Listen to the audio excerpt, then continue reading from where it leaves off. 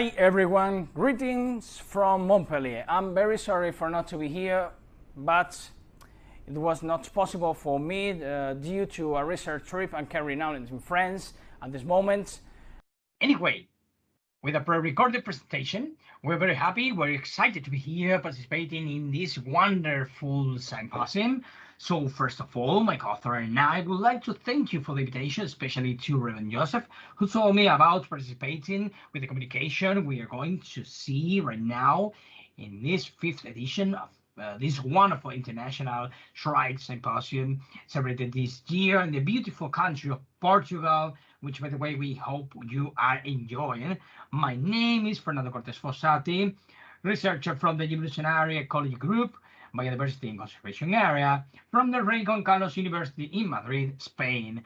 I'm really an arthropod ecologist and an evolutionary biologist, completely specialized in toxic arthropods. So what I'm doing here among top class ornithologists like you, well, we're going to present the results of a little work we published in the International journal, Acta Ornithologica. Is about a very interesting predator-prey relationship concerning shrikes and a family of high toxic beetles, Comeloidae, also known as Mr. Beetle or beetles. I know you're very familiar with Lanius, but I don't know if you know what Ameloides. So Meloidae is a very complex family of beetles represented by more than 3,000 species in the world, and they are hypermetabolites. They have a very long and difficult life cycle, but when they are adult, they only last for 2 months. They have to eat, and reproduce, and then they die. So they have to do it very well, and they have to be well defended. They have chemical defenses, they biosynthesize, so they are very difficult to be preyed. And inside Meloidae, there are 2 big lifestyles, the flying ones and amphibian ones. We're going to focus on amphibian ones because they are bigger, they're very big, they're huge. So they are very interesting, or at least more interesting to the eyes of a predator than the flying ones. So even very interesting because they are very big, they are very toxic. So they have very striking approximative patterns like that to inform about their toxicity. When I say big, I say very big. For example, in Europe, we have Berber meloid, the second biggest coleoptera in Europe, with up to 7 or a little more centimeter long. So they're very big, but also very toxic. Why? They present the cantharidin, a vesicant monoterpene irritant to skin contact. They provoke burning wounds in the skin, and also cantharidin is lethal in low doses. If ingested, it's nephrotoxic. It attacks the kidneys and is very toxic to vertebrates and invertebrates. And because of that, Meloidae does not have any specialized CDOs predator. They provoke themselves a bleeding so that the chemical comes into contact to the aggressor that tries to bite them, because yes, the chemical is in all their circulatory system and tissues. It's possible to escape to the chemical. We can see that for mice and humans, the LD50 is very low. However, Lanius birds present numerous records of predation on Meloidae, treated as anecdotal until now. But we saw things while studying the ecology of coleopterans. That's why we were interested in this issue.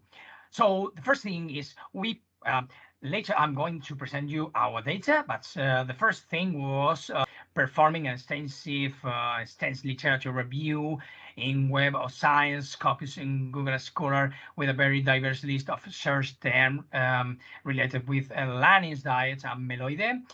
And also we requested not-indexed works to colleagues, specialists in the field, and we finally had 168 works, not so much works deal with Lanius diets. Only 12 talk specifically about Meloidae or beetles. So there's not so much, but we have two moments in history: historical records, Pascoe, Hager-Tigan, and Cross, 19th and 20th century, the first part of 20th century, and since then, Bologna pays attention to this, and since Bologna to present, look at that, 1, 2, 3, 4, 5, 6, 7, 8, 9, 10 cases. The most recent are very well explained compared to the older, and that's very, very interesting because we saw things in the field that maybe could be explained, but this works. And we construct this predator-prey pairs table identified in the literature survey, and we were very surprised because there's lots of Shrike species, a lot of Meloidae, and in a very heterogeneous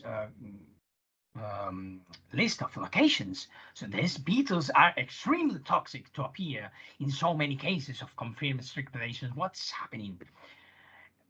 The only one related to a fly Meloidae, the rest are Epigean, biggest and huge Meloidae. So we know that big Meloidae, Epigean Meloidae, are eaten by bustard, but look at the case of bustards. We know that in the Iberian Peninsula, males perform a controlled intake for endoparasitic purging related to sexual selection, but they can die by overdose, we know. So they are not immune. And in the most recent, when the authors paid attention to these predator-prey relationships, the number of Melidae consumed or attacked by Linnaeus is high. So what about our data?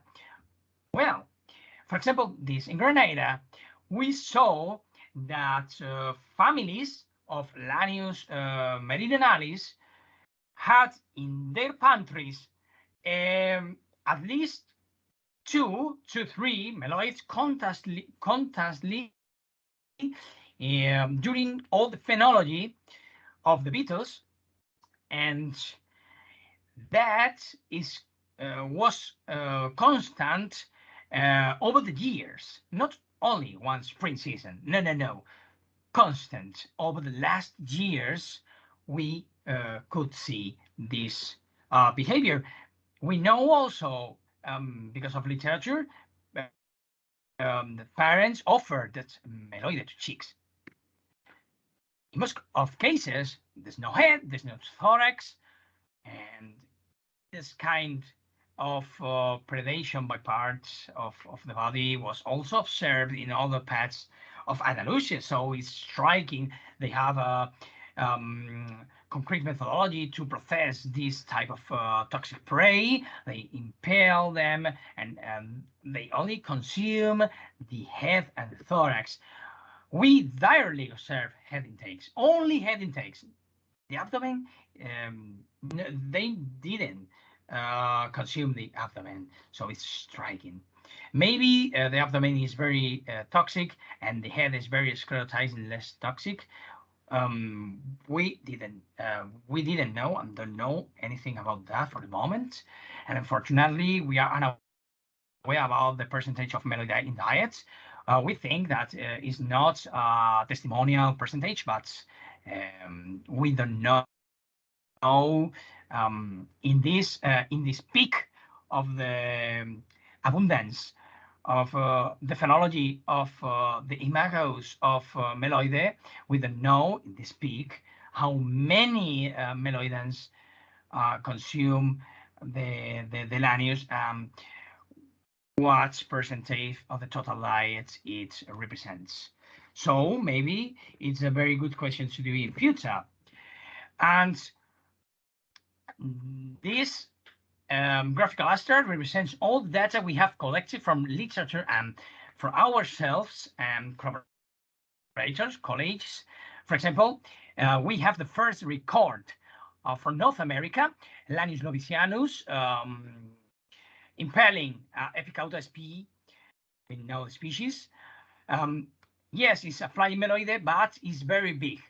So it's a very strange meloide. We are not going to take into account. But let's see the European part, Africa. All the cases are located in the very strict Mediterranean part, near the coast, south of Spain, south of Italy, south of France, and the north of Africa. So maybe it's related, maybe not. We have we have to continue looking for that. It's very interesting. So unfortunately, we don't know a lot of things. But what do we know? Shrikes can exploit this food research when they need it. When the beetles, the imagos, are abundant or are in the peak of the phenology, the highest peak of the phenology, if shrikes need to exploit the research, they know how to do it and they do it. It's not an anecdotal behavior at all. And they perform this predation over the years and over the spring season, over the spring season, and they do it a lot in some locations. So it's not anecdotal at all. Shrikes also perform a specific technique to ingest meloide. They only eat the head and the thorax, never the abdomen. And in some areas, this behavior seems, as I said, more frequent. And maybe, I don't know if this is related with less productive habitats that provoke, that Lanius need to explore different food sources. But all this is speculation for the moment because we don't have any data. So what do we hypothesize? As Joseph and Whitman propose for the toxic Orthoptera romalia guttata, shrikes might accumulate oil beetles at the time of abundance and allow the toxins to degrade in the pantries, consuming them later. Thanks to this behavior, the shrikes could test this research, otherwise difficult to exploit. These birds as the only animals that eat the beetles, to my knowledge. So it's very interesting for me because there are two ways to avoid venom and access to our research. That's typical. The first one, the typical weapons scale of more poisonous, more immune, and more. And on the other hand, we have the behavior routes, cheaper in metabolic terms, where the predator is not involved in an evolutionary arms race, so it will not have resistance to the poisons. And since it has not been exposed to the pressure, selective pressure. So we think we are in this case. In some moments, people talk about the resistance of Lanius to the cantharidin bats.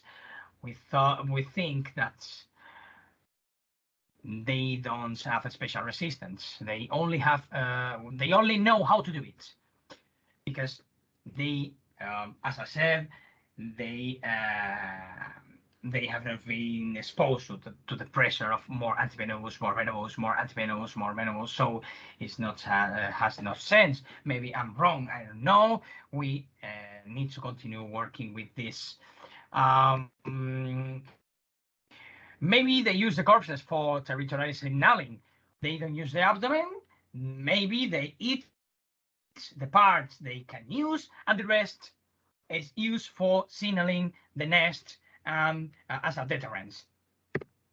So as a conclusion, shrikes spraying on meloides is not an anecdotal behavior at all, whose protagonists are clearly shrikes that don't know the animal is poisonous and one only record in the 19th century. No. This is occurring over the time consistently. And it's frequent that shrikes apply a specific technique to process this prey. And we don't know if it's learned or innate.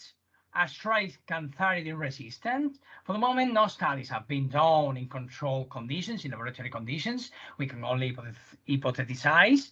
And we don't know if learned or innate, but it's very interesting. And we think that not cantharidin resistant was postulated in the past.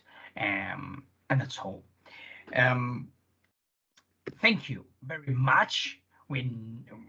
In my case, I'm not ornithologist, so your question and comments will be more than welcome. Here's my contact, and write me please with all the things, comments, critics. I will appreciate it. Thank you very much for your attention, and see you soon.